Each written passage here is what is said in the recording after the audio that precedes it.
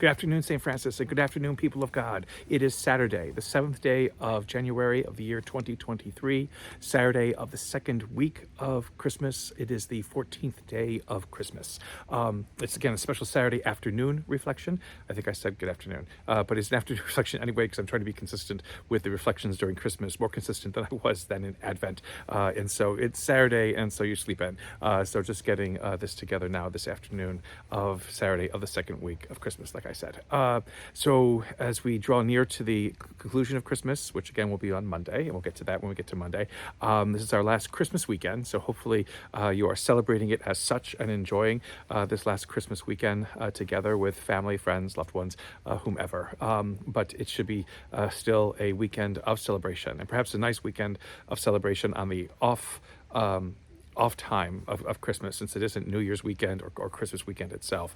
It might be a nice weekend just to enjoy. Do not take down your Christmas tree yet. Do not take down your decorations yet. If you can help it, they should remain up until Monday. Take them down Monday night, or take them down on Tuesday, or even next weekend after that. That would be even better. But anyway, today's readings on this Saturday of the second week of Christmas, still with the first letter of John. And if you have looked at the first letter of John and read it at all, John has real issues in this letter. Now, is it written by John the Evangelist? Is it written by someone who was a follower of John the Evangelist?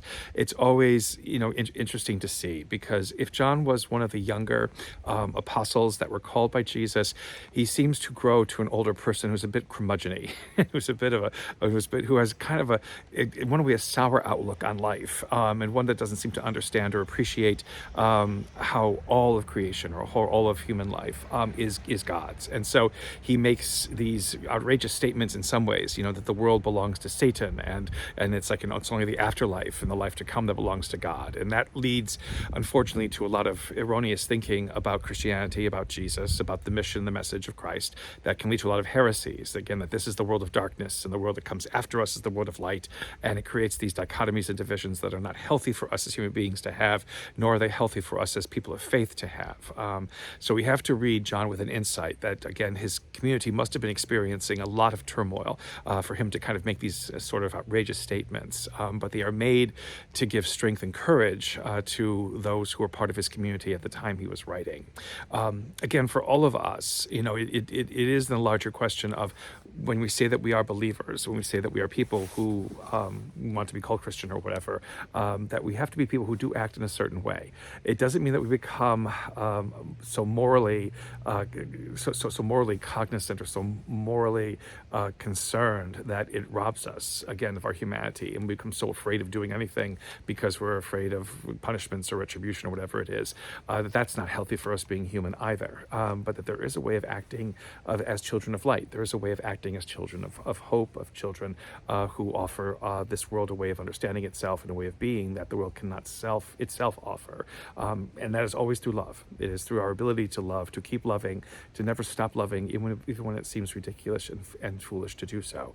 That is what makes us different. And what John is trying to do is remind his community that calls us, that is the call that we are made for, that we are created for, to be people who never give up on loving and the power of what it means to love in our lives. And out of that, to do good, to help others, to be conscious of others, to not be selfish or arrogant or what have you. All of those things are marks of darkness, are marks of things that are not good for us, are marks that diminish our humanity. And again, Christ becoming one like us is to enlighten us to what the true meaning of humanity is, what it means to be creations and images and likeness of God, and to live out of that wonder and out of that beauty and out of that love. In the gospel, we have the wonderful gospel of the wedding at Cana, which is again a part of the Christmas celebration. In evening prayer tomorrow, it should be evening prayer on the 6th, but evening prayer tomorrow, because that's when we celebrate Epiphany.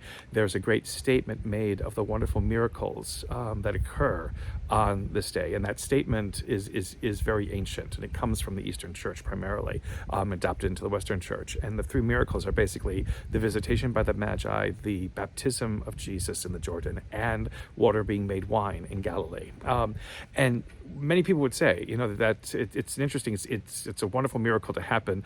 But if they take a look at it in one way, it's always this sort of foolishness of Jesus. Why does he make water into wine for people who have already drunk enough and who will not appreciate it? And basically, it is to show God's extravagance, the extravagance of becoming one like us, the extravagance of living as one like us, the extravagance of showing how holy this world is already, how holy our lives are as part of this world already, how holy is our destiny and our future as human beings, that there isn't things that we have to work to deserve, to earn, to merit. It is all given as gift and given out of extravagant love, which is why, again, the foolishness of having more wine than is needed, of giving wine to people who will not appreciate it, of doing something as ridiculous and foolish as that as being the first miracle in John's gospel, shows us again who and what this God is, who has come to be one like us.